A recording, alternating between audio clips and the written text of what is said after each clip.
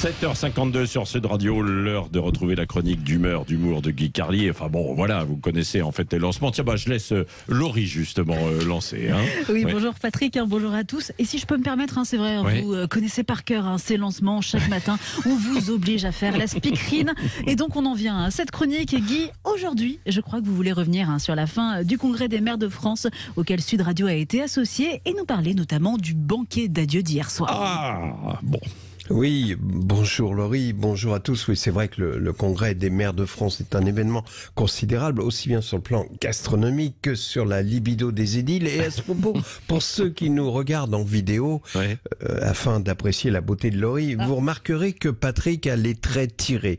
Et oui, car c'était hier soir donc le dîner d'adieu du congrès des maires de France. Et évidemment, ensuite, vous imaginez bien qu'ils ne sont pas restés à la cafétéria de la porte de Versailles. Patrick Roger les a emmenés jusqu'au bout de la nuit. Patrick Roger est fatigué. Regardez, il est en pilotage automatique. Il ne coûte absolument rien de ce que je racontais. Comme d'habitude, il fait semblant de se concentrer sur ma chronique, mais évidemment, il pense à son interview de 8h15. Ceci dit, c'est vrai que les invités de 8h15 sont généralement des personnalités brillantes, des héros de la vie politique française. Et notre invité du jour n'échappe pas à la règle, puisqu'il s'agit, je crois, d'Emmanuel Grégoire, premier adjoint d'Anne Hidalgo. Donc là, effectivement, héros est le terme qui convient. Bon, je n'écoute peut-être pas ce que vous racontez, mais je signale simplement que depuis le début de la chronique, il n'y a pas eu grand-chose d'intéressant, de petites phrases. Là, c'est ce qu'on appelle un jour Carlier off, quoi. Pas d'idée, alors ça meuble. Je suis sûr que vous allez avoir droit, chers auditeurs, à mes activités dans les clubs libertins, non? Oui, bon, vous n'avez pas tout à fait tort, mais cessez vos sarcasmes, alors que votre préoccupation aujourd'hui est de passer à la compta la note de frais pharaonique de la soirée, parce que, évidemment, après dîner avec les maires au Fouquet's, vous avez fait le tour des grandes adresses. Certes, l'appellation grande adresse va avoir du mal à passer à la compta quand ils verront la note des 12 magnums de Veuve Clicquot facturée par Love My Body, porte d'Aubervilliers. Mais enfin, ceci dit, ce fut une belle soirée. Je crois que Sud Radio va obtenir les nouvelles fréquences qu'elle sollicite depuis longtemps, car évidemment, c'était le but de cette association et de ce parrainage de Sud Radio, du congrès des maires de France.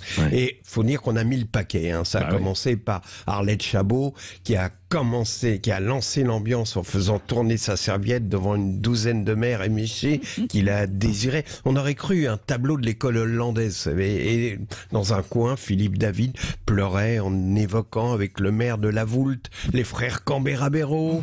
Évidemment, il y avait foule autour de la star. Cécile de Ménibus, qui exerce une véritable fascination sur les maires des territoires. On aurait cru là aussi une scène, mais d'un livre de Houellebecq. Vous voyez, Cécile entourée de maires impressionnés. Et ces hommes qui sont la France des territoires, des campagnes, des ronds-points, désiraient Cécile. Et évidemment, chacun essayait de lui raconter ses plus beaux exploits. Cécile, est-ce que vous savez que nous avons réussi à faire rejoindre la départementale 24 à l'autoroute A7? On a créé une entrée pour nous. C'était comme si tous les maires jetaient à ses pieds les armes comme Vercingétorix aux pieds de César. Oui, vous avez vu que j'ai vraiment rien à dire ce matin pour en arriver là. D'autres, connaissant les goûts de Cécile en matière d'écologie, exposaient leurs réalisations dans le domaine.